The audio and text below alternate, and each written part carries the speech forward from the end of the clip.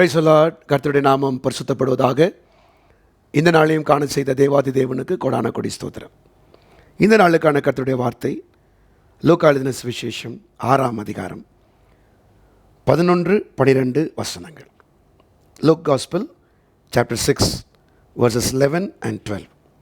அவர்களோ மூர்க்க வெறி கொண்டு இயேசுவை என்ன செய்யலாம் என்று ஒருவரோடொருவர் ஆலோசித்தார்கள்.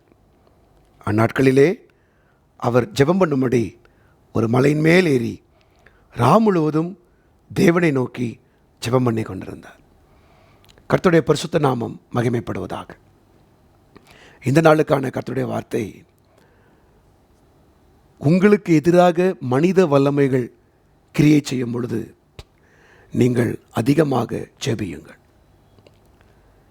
இந்த பகுதியிலே இயேசு கிறிஸ்து ஒரு ஓய்வு நாளில் ஜெப ஆலயத்தில் சூம்பின கையை உடைய ஒரு மனுஷனை அவர் அற்புதத்தின் மூலமாக சரி செய்கிறார். அவன் கையை சொஸ்தமாக்குகிறார்.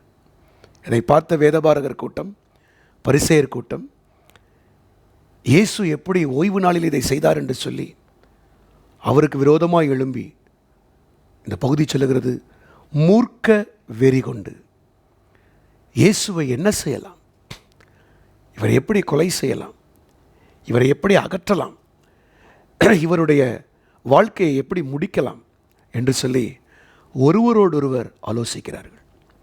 இன்றைக்கும் நாம் கர்த்தருக்குள் எழும்பும்போது ஊழியத்திலே, குடும்பங்களிலே நமக்கு விரோதமாக அநேக வல்லமைகள் எழும்பும்.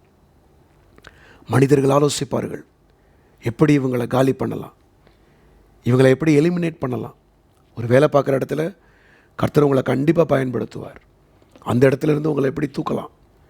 ஊழியத்தில் கர்த்தர் உங்களை நல்லா பயன்படுத்துவார். எப்படி இவனை அகற்றலாம், எப்படி இவளை அகற்றலாம்.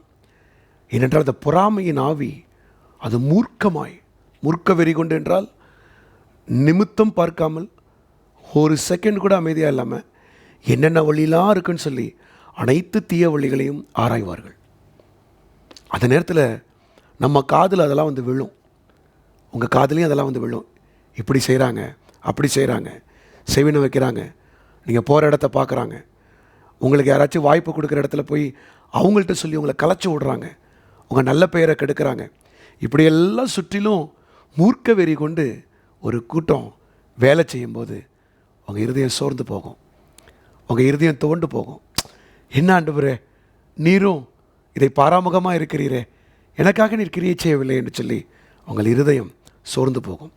ஆனால் இன்றைக்கு கர்த்தர் கொடுக்குற வார்த்தை, இப்படிப்பட்ட சூழ்நிலையில் நீங்கள் இருப்பீர்களானால் கர்த்தர் சொல்லுகிற வார்த்தை, அந்நாட்களிலே, அதாவது இப்படிப்பட்ட மனித வல்லமைகளெல்லாம் எழும்பி இயேசுவுக்கு விரோதமாய் அவரை கொலை செய்யணும், அவரை காலி பண்ணணும்னு சொல்லி மூர்க்க வெறி கொண்டு வேலை செய்யும்போது, அந்த நேரத்திலே, அந்த நாட்களிலே இயேசு மலையின் மேல் ஏறி போய் முழுவதும் ஜெபம் பண்ணினார். சிஸ்டர், பிரதர், நீங்கள் இந்த சூழ்நிலையில் இருக்கீங்களா, கடந்து போயிட்டுருக்கீங்களா? ஒரே ஒரு ஆலோசனையை சொல்கிறேன், நல்லா ஜெபிங்க, நல்ல முழங்கால் போட்டு ஸ்தோத்திரம் பண்ணுங்க. எந்த மனிதர்கள்லாம் உங்களை சுற்றி நின்று மூர்க்க வெறி கொண்டு உங்களையும் உங்கள் குடும்பத்தையும் காலி பண்ணலாம், எப்படியாகிலும் மடங்கடிக்கலான்னு நிற்கிறாங்களோ, நான் இயேசுவின் நாமத்தினால சொல்கிறேன், நீங்கள் முழங்கால் படிட்டு ஜெபத்தில் மாத்திரம் ஃபோக்கஸ் பண்ணுங்கள். ஜெபத்தில் நிறைய கர்த்தரிடத்தில் வேண்டுதல் செய்யுங்க. எதை குறித்து? மனிதர்களை குறித்தல்ல, உங்கள் சூழ்நிலை குறித்தல்ல, உங்களுடைய ருட்டீன், உங்கள் ரெகுலர் ஜெபம், ஆண்டவரோடு இருக்கிற உறவு, மனதில் பேசிகிட்டு இருக்கிறது, இருதயத்தில் பேசிகிட்டு இருக்கிறது, நல்லா பேசிட்டு ஆண்டவர்கிட்ட அமர்ந்துருங்க. இதை யோசிக்காதீங்க.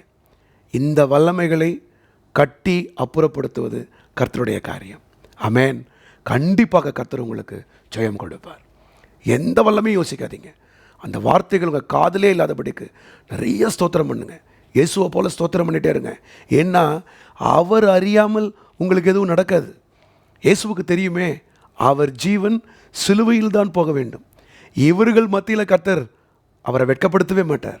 தைரியமுள்ள இயேசு, அந்த தேசவன் உங்களுக்கு கொடுக்குற வார்த்தை, உங்களை திடப்படுத்துங்க, தைரியப்படுத்துங்க, நிறையா ஜெபிங்க. ரெண்டாவது, இதையே யோசிச்சுட்டு இருக்காதீங்க. இவங்க இப்படி பண்ணுறாங்க, அவங்க இப்படி பண்ணுறாங்க பாஸ்டர், என் குடும்பத்தில் இப்படி பண்ணுறாங்க, அதையே சொல்லாதீங்க. இதை சொல்ல சொல்ல பிசாசுக்கு ரொம்ப ஆசை, அவனுக்கு ரொம்ப பிரியமாயிடும். அவனுக்கு இது தானே வேணும். நீங்கள் மனதில் இதையே யோசித்து இதையே பேசி உங்களை நெகட்டிவ் தாட்டுக்குள்ளே கொண்டு போய் அன்றாடம் நீங்கள் செய்கிற வேலையும் அவன் குறைச்சிருவான். நீங்கள் அதை பற்றி யோசிக்காதீங்க. உனக்கு விரோதமாய் உருவாக்கப்படும் எந்த ஆயுதமும், any weapon will not prosper. வாய்க்காது, நடக்காது. வாக்குத்தத்தம் உண்டல்லவா, அது எப்படி நடக்க விடுவார் ஆண்டவர்? நடக்க விட மாட்டார் சிஸ்டர், நடக்க விட மாட்டார் பிரதர். தைரியமாக இருங்க, நல்ல ஜெபத்தில் இருங்க. இந்த காரியத்தை யோசிக்காதீங்க. செய்கிறவங்க செய்யட்டும், ஆயுதங்களை உண்டாக்கட்டும், பேசுகிறவங்க பேசட்டும், ஒன்று கூட உங்களை நெருங்காது. ஏனென்றால் கர்த்தர் உங்களை பாதுகாக்கிறார். ஆமென். விசுவாசத்தோடு இருங்க, கர்த்தர் கண்டிப்பாய் இதை உங்களுக்கு செய்வார். ஜெபிப்போமா? பிதாவே, உடைய கருத்தில் எங்களை ஒப்புக் கொடுக்கிறோம். யாரெல்லாம் மனுஷ மூர்க்க வெறியினால், மனிதனுடைய வார்த்தைகளினால் தங்களுக்கு விரோதமாக சூழ்நிலைகளை பாதகமாய் ஜனங்கள் கொண்டு செல்லும் பொழுது அதில் சொர்ந்து போயிருக்கிறார்களோ, இந்த காலவெளியில், ரைட் நவ், இந்த காலவெளியில் கர்த்தர் எழுப்புவீராக ஆண்டவரே. கொடுக்கப்பட்ட ரேமாவின்படி என்னுடைய முழங்கால்கள் முடங்கட்டும், செபிக்கட்டும். உம்மோடு கூட இருக்கிற உறவை இவர்கள் நன்றாய் பலப்படுத்தட்டும். அந்த காரியங்கள் மனதிலிருந்து எடுக்கப்பட்டு போவதாக. யாரெல்லாம் செய்கிறாங்களோ அவங்க வெட்கப்பட்டு போகத்தக்கதாக, எப்படி வேதபாரகரும் பரிசேயரும் இயேசுவுக்கு முன்பதாக வெட்கப்பட்டு போனார்களோ, எல்லா நாமத்துக்கும் மேலான நாமத்தை பிதாவாகிய தேவனாகிய நீர் உம்முடைய குமாரனாகிய கிறிஸ்துவுக்கு கொடுத்தீரோ, உம்முடைய பிள்ளைகளுக்கு கொடுத்து ஆசீர்வதிப்பீராக. கர்த்தரை செய்கிறபடியால் கோடான கொடி ஸ்தோத்திரம். துதிகள் நமக்கு மேலாமுக்கு செலுத்துகிறோம். இயேசுவின் நாமத்தில் கேட்டுக்கொள்ளுகிறோம் பிதாவே. ஆமென். God bless you. கர்த்தர் உங்களுக்கு உதவி செய்வாராக. ஆமென்.